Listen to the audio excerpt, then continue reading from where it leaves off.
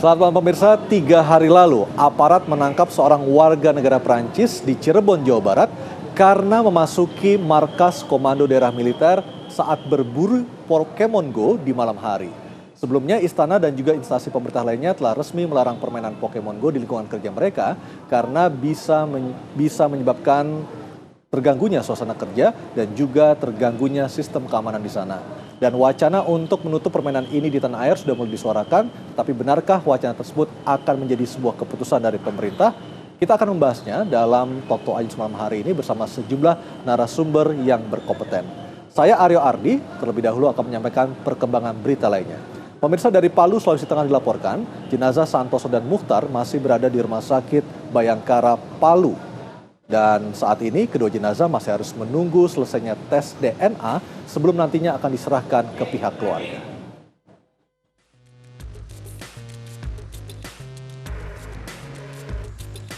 Hingga saat ini jenazah Santoso dan Muchtar masih berada di Rumah Sakit Bayangkara Polda Sulawesi Tengah di Palu. Rencananya jenazah Santoso akan dimakamkan di Desa Landangan, Kecamatan Poso Pesisir oleh pihak keluarga. Dan Rem 132 Tadulako Kolonel Infantri Saleh Mustafa menghimbau agar tidak ada aksi-aksi provokasi maupun proaksi yang berlebihan saat pemakaman jenazah Santoso di Poso. Tidak ada peningkatan status keamanan di Poso pasca tewasnya Santoso, namun pihak TNI bersama Polri tetap waspada mengantisipasi hal-hal yang tidak diinginkan.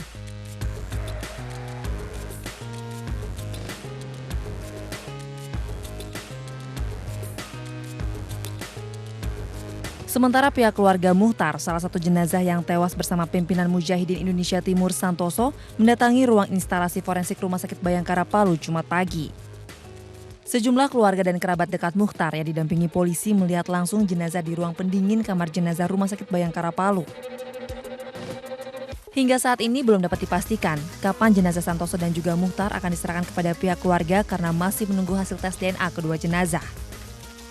Tim Liputan MNC Media memberitakan.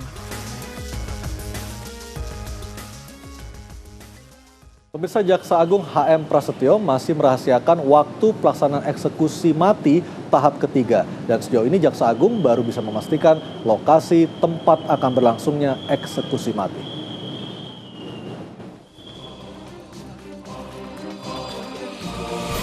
Ditemui usai sholat Jumat di Komplek Kejaksaan Agung Jakarta, Jaksa Agung M. Prasetyo hari ini memberikan penjelasannya terkait persiapan pelaksanaan eksekusi mati jilid ketiga yang hingga kini belum juga dilaksanakan. Selain lokasi, Jaksa Agung enggan menjawab ketika ditanyai kapan eksekusi mati akan dilaksanakan serta jumlah calon tereksekusi. Jaksa Agung mengatakan masih ada sejumlah tahapan yang harus dilaksanakan sebelum eksekusi mati dapat dilakukan. Ya ini kan tidak seperti harus membalikkan telapak tangan, ini menyangkut masalah nyawa. Ya, kita harus persiapkan dulu dengan matang. Apa yang akan disiapkan, Pak? Ya, apanya? Sejauh ini persiapannya sudah sampai mana, Pak? Kan PK. Jadi gini ya, itu kan ada tahapan-tahapannya. Sebelum dieksekusi, itu ada tahapan harus diberitahukan pada, kalau asing ya kepada kedutaan besarnya, namanya notifikasi. Setelah itu pun yang bersangkutan tentunya harus isolasi dulu. Ada waktunya.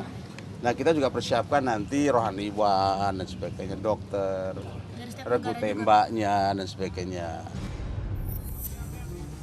Jaksa Agung M. Prasetyo mensinyalir keikutsertaan Freddy Budiman pada eksekusi tahap ketiga ini.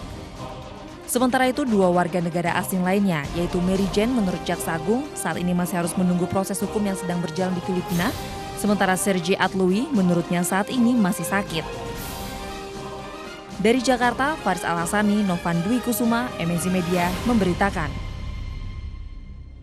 Pemirsa, ratusan buruh berdemo di depan gedung Mahkamah Konstitusi. Mereka menolak pemberlakuan Undang-Undang Pengampunan Pajak atau teks amnesti yang dinilai menciderai rasa keadilan.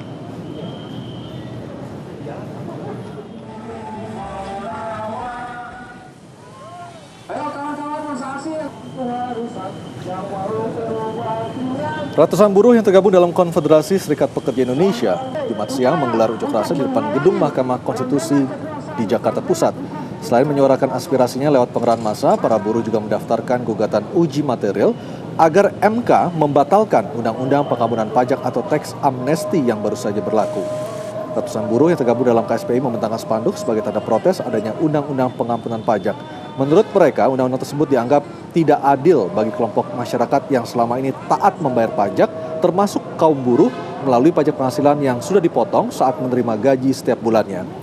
Tidak hanya itu, para buruh juga berpendapat jika undang-undang teks amnesti hanya akan menguntungkan pengemplang pajak, terutama pengemplang dana PLBI dan dana-dana ilegal. Agar undang-undang ini dibatalkan, para buruh mengajukan gugatan uji material ke Mahkamah Konstitusi.